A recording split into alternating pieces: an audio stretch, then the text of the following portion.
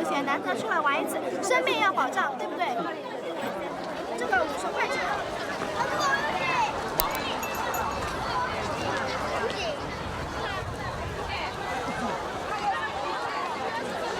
We mustn't go past the fence. It's very dangerous. Very dangerous. The wave could overflow and carry off the spectators.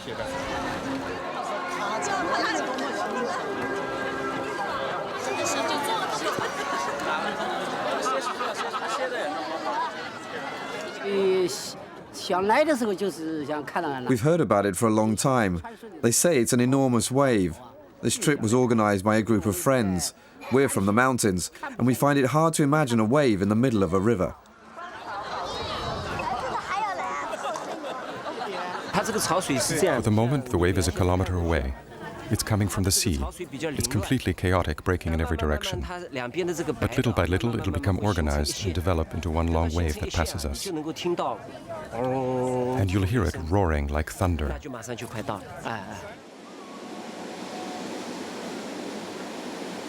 It's an encounter between one of the strangest events in nature and the shoreline population of the Qiantang River in eastern China. Each year, on the 15th day of the 8th month of the Chinese lunar calendar, around the end of September, it arrives, faithful like a surge of entrails from the sea. A boiling tumult of foam and mud churns from the river. Guanzhou, raging seawater, a tidal bore.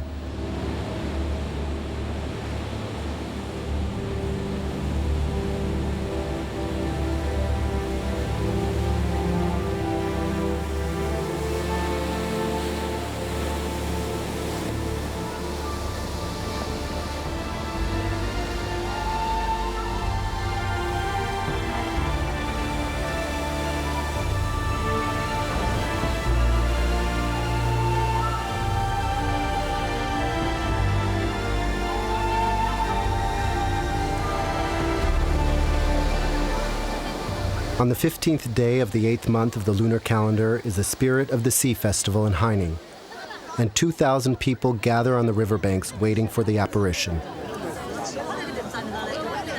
A wave, nothing but a wave. Not particularly huge, but abruptly blocking the entire width of the river.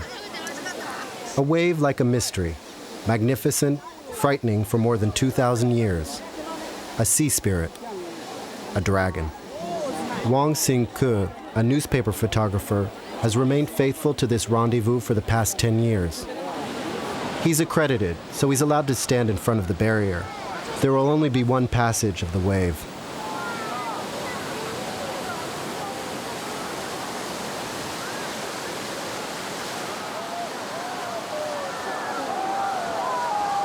And so, before the gathered crowd flowing along many kilometers, the tidal bore passes just once, and the tremor of water is a tremor that passes through us.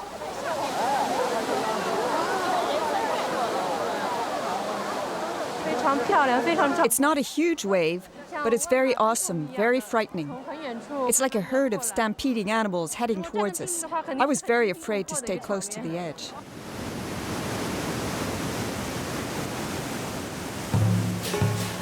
The spectators are right to be afraid because sometimes the tidal bore gets very angry. In 1999, for example, the wave emerged from its riverbed and repeatedly, in a number of spots, carried away entire groups of careless spectators.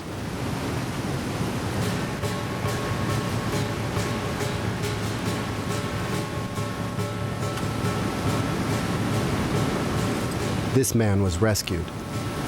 Others were devoured by the dragon. The characteristics of this wave are very difficult to understand or anticipate. One day the tidal bore overflows, the next day it doesn't. One day it gushes out to one spot and on another day further away. Often people approach it to see it up close, then suddenly it bursts its banks. Every year there are accidents. On a riverbank this long, it's hard to maintain security. A few kilometers away, Wang Xingke pursues the tidal bore in search of an outstanding photo. Next, it will pass here, in front of us, and hurl itself against the dike. Back there. It will hit that obstacle, grow, take on volume, then turn back and go in the other direction. Then it will hit the resistance of other waves that continue coming, which will cause giant surges of water, huge aesthetic movements.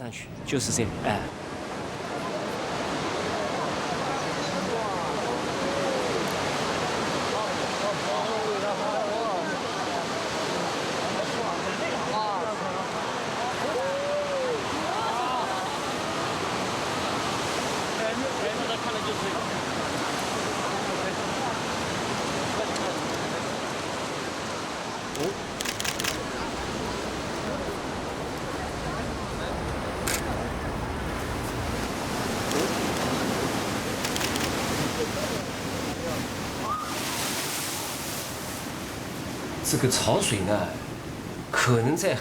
very long time ago, people thought the tidal bore was some kind of sea spirit that showed its anger by wreaking havoc. To calm it, we prayed and made a lot of sacrifices. There are a lot of ceremonies and sacrifices. That is why there are so many temples to the sea spirit in our region.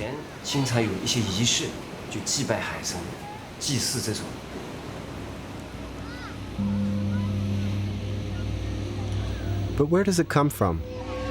What makes it tick? And why a wave?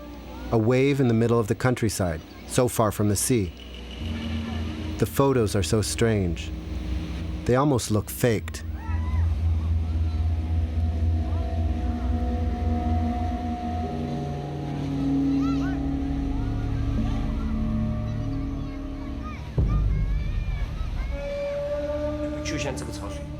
When my photos of the tidal bore are published in the papers, everyone rushes to the riverbank, the public and other media. But the day after publication, the tidal bore is really small, and I'm somewhere else, a bit upstream or downstream. And everyone wonders, how does Wang Xingke do it? On the banks of the Qiantang River, Hangzhou, city of 5 million inhabitants, we're 130 kilometers from Shanghai, almost the suburbs. A multi-story building, a huge newsroom. This is the headquarters for Hangzhou Youth, the newspaper where Wang Xingke works. Wang Xingke's spectacular and educational photos often make the front page. The director of the photography department, he personally handles the story about the tidal bore, and says that to understand it better, he wants to understand its psychology. What is the psychology of a wave? I've been photographing the tidal bore for over 10 years, and I never get tired of it. But I'm always careful. You should never presume to know it. One rule about the tidal bore is that after you take your photo, you run as fast as possible to safe ground.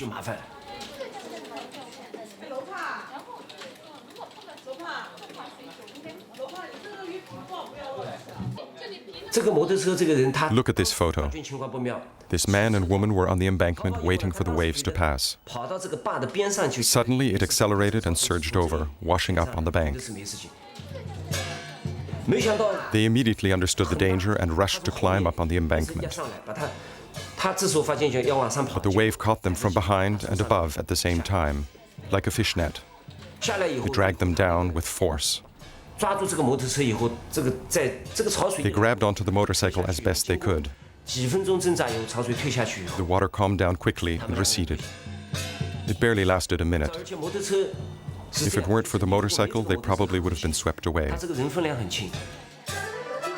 Then the tidal bore moved on and the motorcycle started without a problem.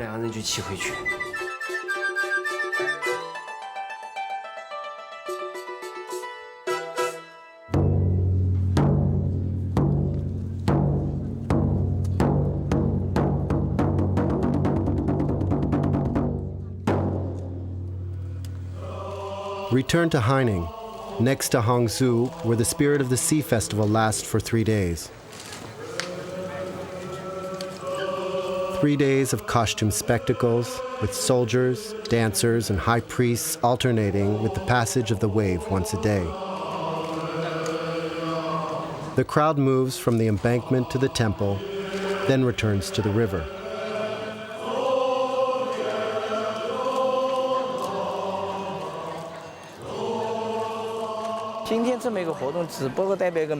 Today's spectacle is just a traditional folk ceremony that recalls the sacrifices made to the spirit or the sea dragon, and the prayers used to ask for forgiveness, like the ones during the time of the Qing dynasty.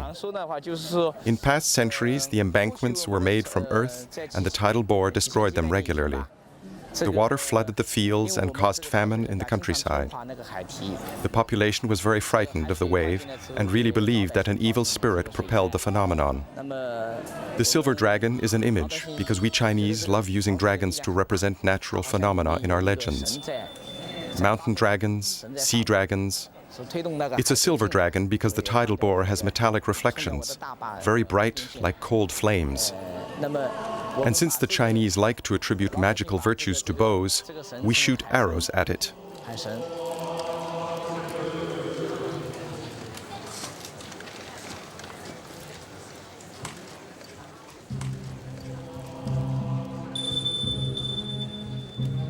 While a sort of priest asks clemency of the spirits of the sea, off the coast, 2 hours before its passage in front of the crowds, guanso starts to form.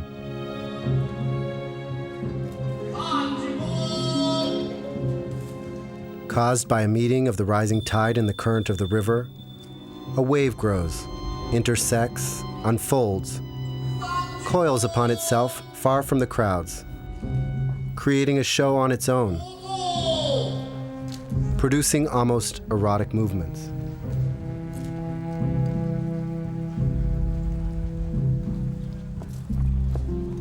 Brushstrokes that can only be seen from the sky.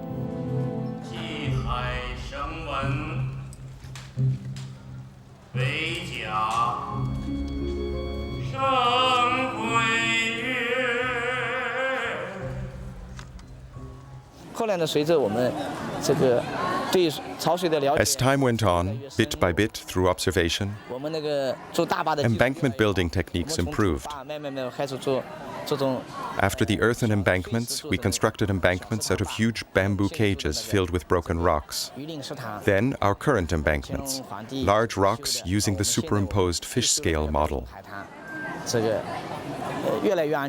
The construction was ordered by Emperor Qiantang, and life on the long river became more tranquil. Our initial indignation turned into a kind of love, and today we admire its power, we admire its majesty, and we can live in harmony with it.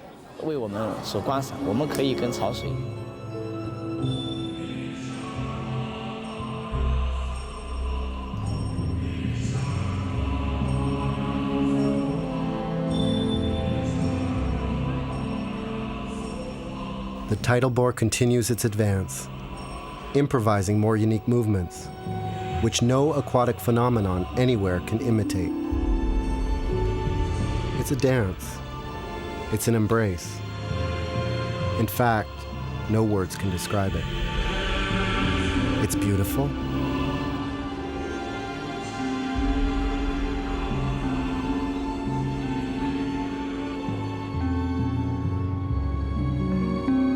The tidal bore delights in itself and delights us as well.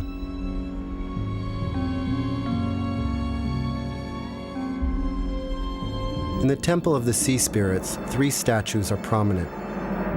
The spirit of the sea itself, half mythical character, half dragon. At his side, Wu Zixu, a high dignitary who lived during the spring and autumn period, during the time of the warring states. Betrayed and murdered, his body was tossed into the river, and it is his spirit, filled with resentment, which manifests in the tidal bore.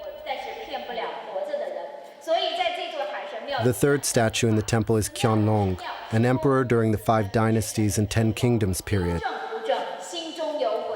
He was one of the first to order the construction of a strong embankment.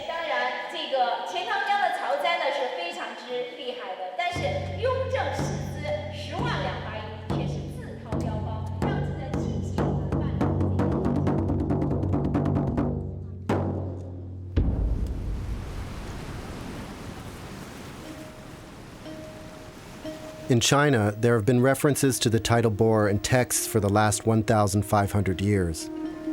It is depicted in paintings, drawings, and poetry, which both praise or shower it with insults. Like rainbows, volcanic eruptions, or lightning, it has been considered an inexplicable and hostile natural phenomenon. It has spread despair and was shot at with arrows to try to tame its furor.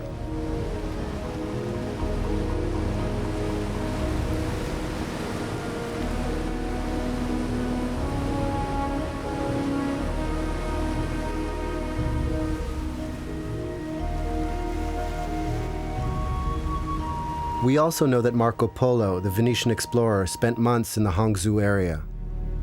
During his voyage at the end of the 13th century, nowhere does he mention this wave. And those who cast the veracity of his voyage in doubt used this omission as proof that it was a hoax. How? How could he have missed it? How is it that his memoirs, the Book of Wonders, could neglect to mention it?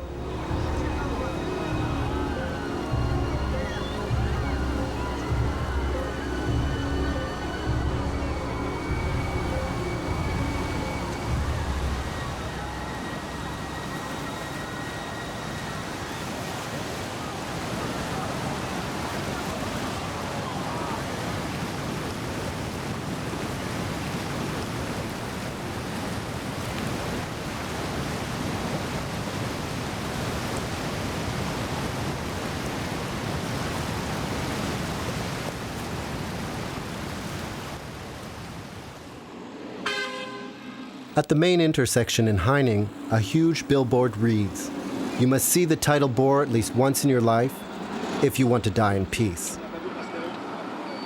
We reach a small reconstructed traditional village through a kind of drawbridge and pagoda-shaped portico. Tourists buy plates and cups decorated with scenes of the tidal bore. There are also videos, TV shows, postcards, and bows, so that children can shoot arrows into the wave. In his little donkey skin marionette theater, the very old and very honorable Xu Hernan also incorporates guanzhou in his own way. In his shows, he sacrifices handicapped children and the elderly. They can be bought more easily in the country to appease the dragon's appetite. However, he's very angry, and in any case, he's never satisfied. We don't know if legend has blurred into reality. In the end, the dragon always ravages everything.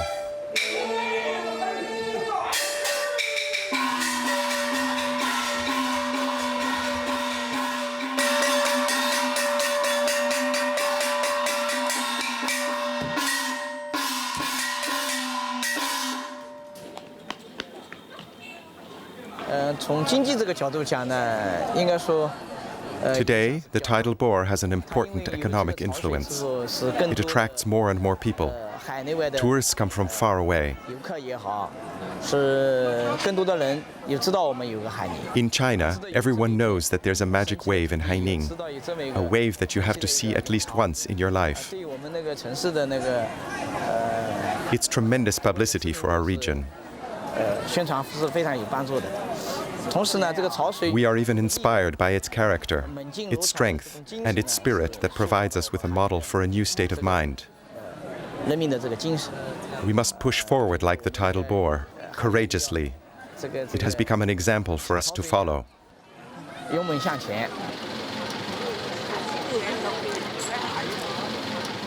The tidal bore occurs during 4 or 5 months of the year, but a large tidal range combined with a shallow river create the most beautiful waves in September and October. Which means that outside the period of the festival, the tidal bore continues to flow past. However, security is relaxed, and the favorite pastime on the shores of the Qiantang is to race the wave. Taxis are rented, people pile onto delivery tricycles or motorcycles, and at 40 kilometers an hour, they accompany the wave for as long as possible. Participants can follow the wave along the embankment for almost 20 kilometers. During the emperor's time, the same practice was done, but on horseback.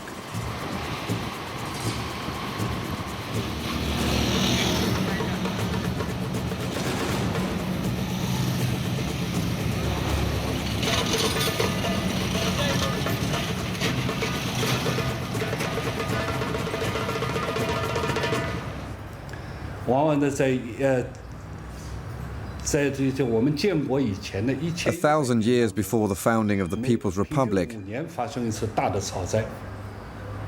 a huge, devastating tidal bore occurred around every 5 years on average. The embankments were destroyed. There was immediate flooding, and after the floods, with the arrival of the seawater, the salt levels became very elevated and the soil became unworkable. The modern embankments protect a population of around 10 million people, along with 600,000 hectares of land, which represents considerable production values. But it's always extremely dramatic when the embankments collapse. We are an agricultural population, and it's unthinkable not to be able to farm. That's why we take such good care of the embankments. A massively huge work of art commissioned by the Emperor Qiantang, the third personage of the temple, the famous embankment is said to be made from fish scales and runs for almost 200 kilometers. It is said that the embankments were as great a construction challenge as the Great Wall of China.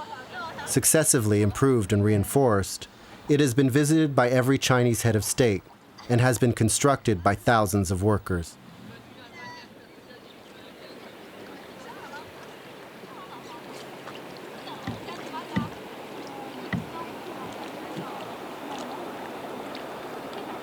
A bit further away, in the suburbs of Hangzhou, a building houses the Estuary Hydrological Laboratory, where the conditions are simulated to recreate the origin and development of the Qiantang tidal bore. Supervised by scientists, some of whom have done nothing else for years but focus on one subject, the guanzhou.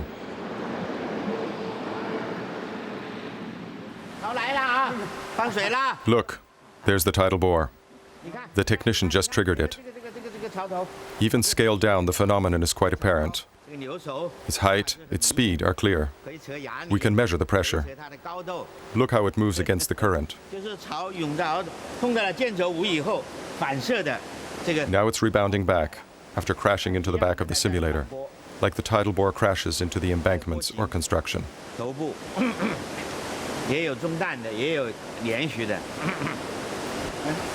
Why is it so important to continue simulating and studying the tidal bore? Because the action to the dike. Because its effect on the embankment is very important and it never stops. 7 tons. The pressure is 7 tons per square meter. It's enormous. This pressure is very high. We have to continue studying it, measuring it, so that we can design barriers that are even more stable. To design the dike more stable. Today, Han Sang-kui is retired, but he continues to give lectures all around the world. For 50 years, along with his colleagues, he has studied methods to protect bridges and works of art from the tidal bore. But today, he's studying how to protect the tidal bore from obstacles because the embankments, bridges, and other constructions are affecting the tidal bore and contributing to the weakening of the phenomenon. A difficult and passionate equation for the scientists. Everyone agrees that the wave is also a national treasure and an important economic resource. Outside, a giant model simulates the topography of the estuary, and every 14 minutes, a machine sends out another tidal bore. This is the mouth of the river, and the wave hasn't yet formed. It will progressively grow larger as it moves inland. This is Dakeku, the zone where we see the tidal bore waves crossing in open water after the two waves return from bouncing off the shore. One goes back to the sea, and the other continues to move upstream. Look, it's moving away.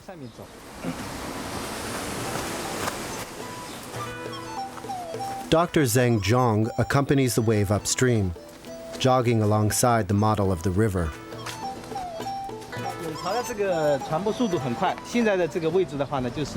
The speed of the tidal bore is now very rapid, around 30 to 40 kilometers per hour, and as it passes Yangwang, where the festival is held.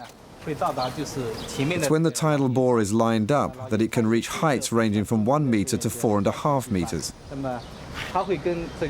Now it's arriving at Liaoyangkang, where it will bounce off the embankment violently, Look, a part of the tidal bore is moving in the opposite direction and creating huge waves, while the other one continues on its way upstream. At this point, the tidal bore can reach a height of 8.5 meters.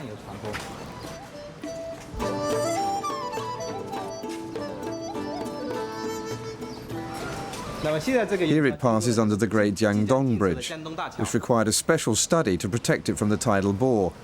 We're 170 kilometers from the sea. The wave now comes to the Qiantang zone, where bends in the river required us to construct a lot of facilities and barriers because the tidal bore overflows violently at this point. There are some very significant embankments and jetties in this zone.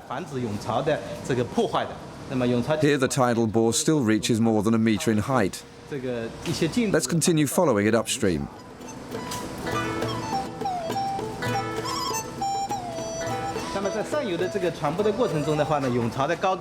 This is the site of the second bridge on the Qiantang River, with a highway running over it. The wave then continues approximately 40 kilometers upriver.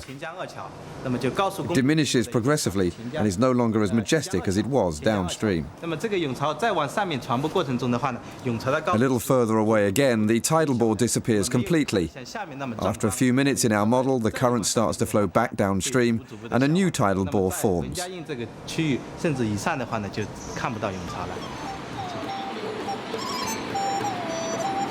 Like most of the cities on the shoreline, the population of Hangzhou is continually growing. Towers are sprouting up at the same time. New neighborhoods have to shelter the huge influx of workers and job seekers arriving from the countryside. Attracted by the miracles of the new Chinese economy, they don't necessarily know how to read or write, and can't imagine how such a peaceful river can harbor such a dangerous phenomenon.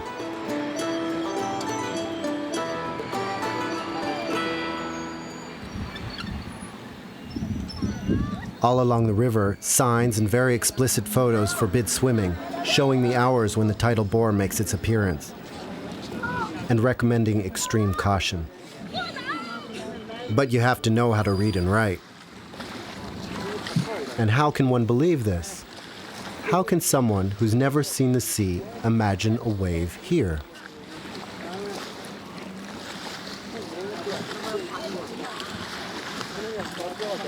In numerous places along the Qiantang, a wire fence deters the public from approaching the water. Authorities have deemed this area particularly dangerous, and workers continue to reinforce the barrier.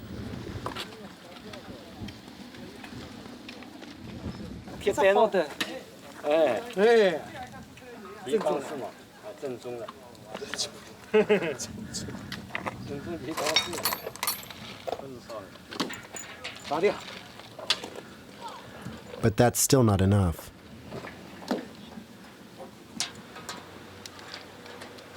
We met Yu Taikwan. He's one of the Chinese men who left the countryside or small villages in search of his fortune in Hangzhou. Manager of a company, his family stayed behind in his native region, and his son visited him from time to time for a weekend or holiday.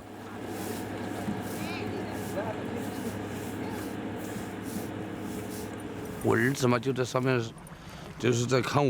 was swimming with my cousin at this spot. My son remained on the jetty to keep an eye on our clothes, cell phones, and money. After a few minutes, an underlying current suddenly formed and we started to swim back to the riverbank.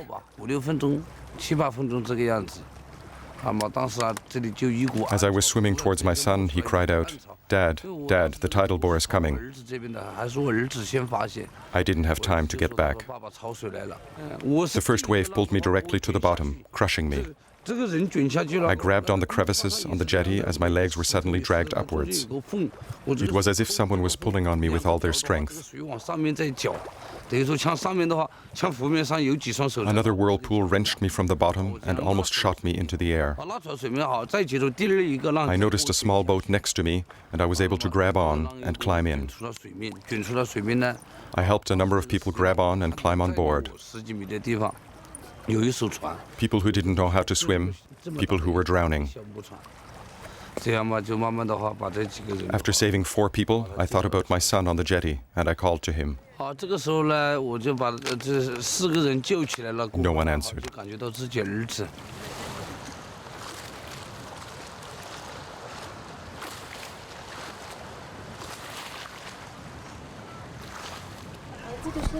And what happened to him? We found him 2 days later. His body was floating far away from the embankment where he stayed, trying to save me. He was swept away. 12 people perished that day.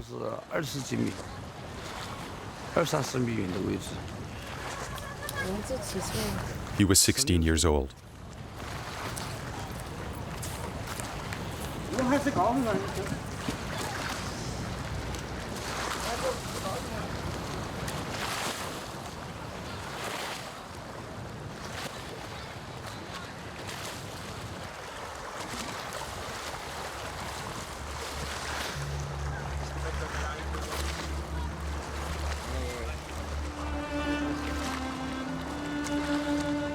The irony, or tragedy, of this story is that since rescuing 4 people, Yu Tai Quan has become a hero and victim of the tidal bore.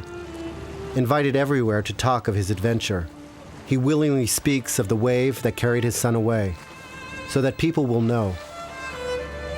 He wants to warn others to continue living and to try to understand. But can anyone understand the dragon?